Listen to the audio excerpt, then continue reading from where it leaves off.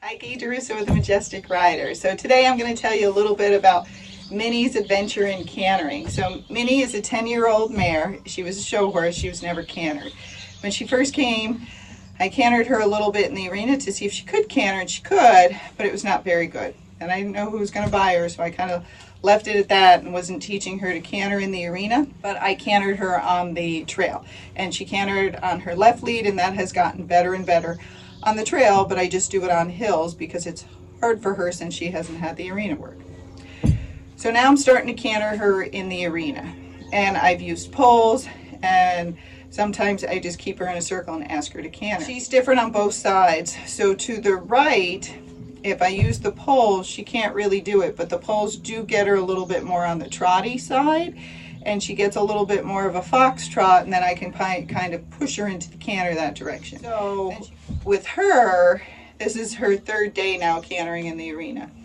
I pushed her faster because what she does is she starts to fall out of the canter. She falls out of it, she starts to hit a pace. So with those horses, I will go as slow as they can go, but if they start falling out of it, I actually go faster to make sure they stay in a true canter. And then over time, as they get stronger, I will slow them down and collect them. But first you just got to get the message, hey, keep cantering, let's keep going. If you're in their mouth doing too much, they'll usually fall apart and you can't keep cantering, but depends on the horse. So today I did that, and I did it, I don't know, about 3 times or something, and then she started to get tired. She was falling apart and I could feel it. Now I still had to go to the left, and to the left I've been using the poles, and she does pretty well to the left with the poles. So today I started doing it, and immediately, since I did the right first, she was tired. So when I went to the left, it was harder for her, and she can usually come up a fair amount, but she doesn't get many steps in a row, and that's what happens with some of the horses. It's difficult, and as they come up, they go, I got about 3 steps, and that's all I can do, and then I'm going to pace and trotting or gaiting or something. And that's what she did. It wasn't very good. So I tried using the poles, and then she tried just rushing. She's like, I'll just rush over in foxtrot. Is that good enough? Is that close enough to canter? And I'm like, no. So I stopped her, backed her up, and hopefully you'll see this on the video, and then I cantered off.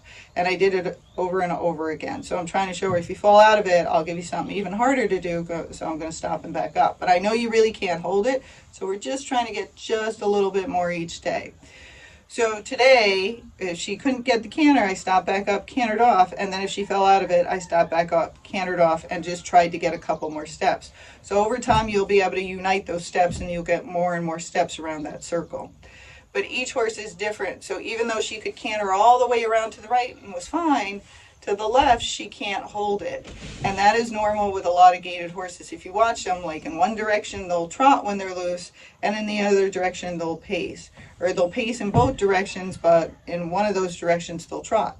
And so that'll usually be the easier way they canter. So when she's loose, she usually just trots, but she can pace, and she gaits very nicely. So she can do all those things, and that gets confusing for a lot of horses when they're trying to figure out how to canter. What are they supposed to do with their legs? Because they can be lateral or diagonal, and it's much easier for the diagonal horses to get the canter. So you kind of have to play around and see what works for your horse. Also, as I was cantering, if I felt like she was keeping it, but she was just about to fall apart and a pole was nearby, I just went over the pole, and that gets them back into the canter. But the poles have to be, where you're falling out of the canter. You might have to get off, pick up a pole, and if it's happening in the same spot, put a pole in that spot, because it's probably the terrain that's affecting the horse's canter, and it's making it more pacey or trotty just because it's either deep or not deep. And getting that pole will kind of get it to rock back into that canter again. So just remember, each horse is different. Some will be easy, some will be hard. And just the other day, I could hardly get any steps to the right, and now she cantered like 3 circles to the right. And that's why I said they're weird, if you watch my other video, because this is what happens. But when they get tired, you can only get a little bit more, and then you need to quit. You don't want to push them, you don't want to run them, because that's when they get more tired, and that's when they start tripping and losing their balance. Okay, so that's another horse that's in training, that's learning how to canter, and you'll get to watch her progression.